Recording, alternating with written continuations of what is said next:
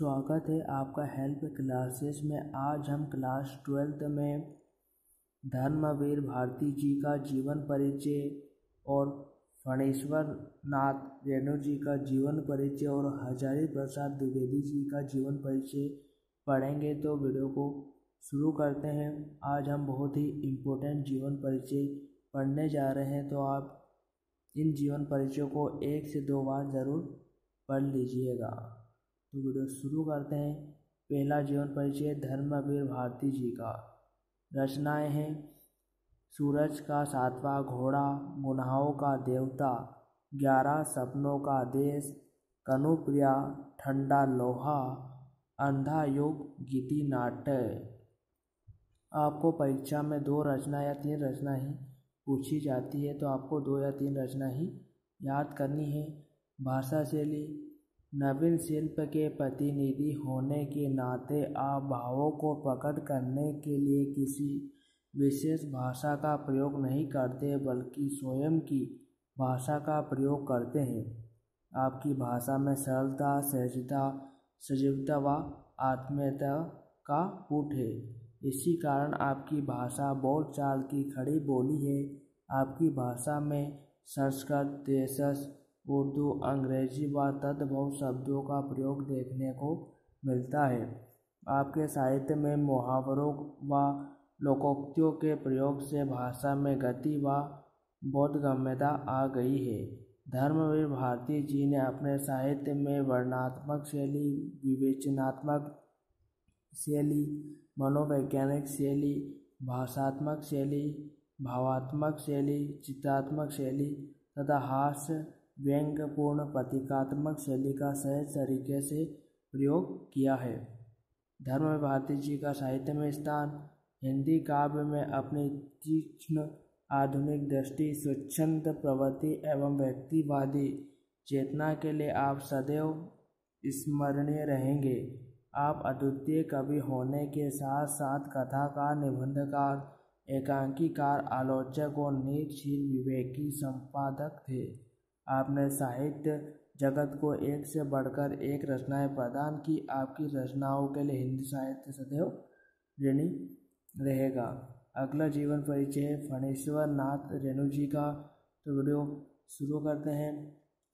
रचनाएं मेला, आंचल, परती, परिकथा, जुलूस, दीर्घतया, कितने चौराहे, ठेस, कहानी, संवदिया, लाल पान की बेगम, पंच लाइट, ठुमरी। भाषा शैली रेणु जी ने आम बोलचाल की खड़ी बोली को अपनाया है, जिसमें तद्भव व देशज शब्दों की प्रधानता है। आपकी रचनाओं के पात्र ग्रामीण व अशिक्षित होते हैं, जो गांव में बोले जाने वाले विकृत शब्दों का प्रयोग करते हैं। आपने आवश्यकता अनुसार अंग्रेजी में उर्दू शब्दों का भी प्रयोग किया है। ग्रामीण मुहावरों और कहावतों के जीवंत प्रयोग आपकी रचनाओं में देखने को मिलते हैं।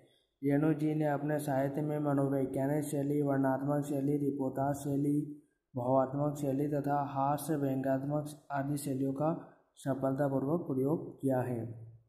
साहित्य में स्थान। रेणु जी ने हिंदी साहित्य में आंचलिक विधा को जन्म दिया तथा निम्न वर्ग के दीनहीन, दलित और शोषित ग्रामीण जनों को साहित्य रचना का विषय बनाया। आपने 1942 के भारत छोड़ो आंदोलन में सक्रिय भागीदारी निभाई। आपको पद्मश्री सम्मान से सम्मानित किया गया। हिंदी साहित्य आपके साहित्यिक योगदान को सदैव याद रखेगा। अगला जीवन परिचय हजारी प्रसाद द्विवेदी जी का। हजारी प्रसाद द्विवेदी जी का जीवन परिचय 2022 में पूछा जा चुका है, तो ये बहुत इम्पोर्टेंट है, ये आपकी परीक्षा में आ सकता है। रचनाएं अशोक के फूल, कल्पलता, विचार और वितर्क, कूटस्थ विचार प्रवाह, आलोक पर्व, बाण भट्ट की आत्मकथा, चारू चंद्र लेख, पुनर्वा, अनाय दास का पोथा।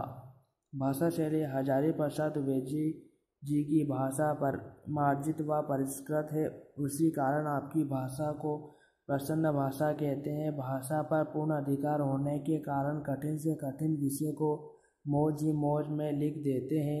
इनकी भाषा में संस्कृत, उर्दू और बोलचाल की भाषा के शब्दों का प्रयोग हुआ है। भाषा को बोधगम्य बनाने के लिए सुकोक्तियों, मुहावरों और कहावतों का भी सटीक प्रयोग हुआ है।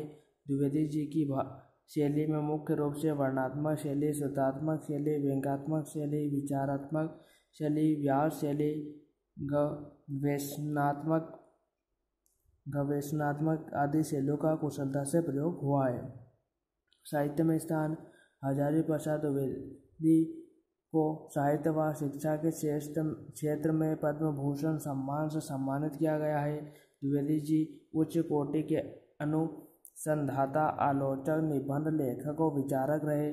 गद्य साहित्य में आपका महत्वपूर्ण स्थान है। आपने हिंदी साहित्य को समृद्ध बनाने के साथ ही साथ व्यवहारिक भी बनाया है। साहित्य सेवाओं के लिए हिंदी साहित्य आपका सदैव, आपका हमेशा ऋणी रहेगा।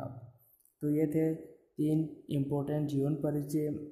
तो आज का वीडियो यहीं पर समाप्त होता है। मिलेंगे नेक्स्ट वीडियो में और इम्पोर्टेंट टॉपिक के साथ।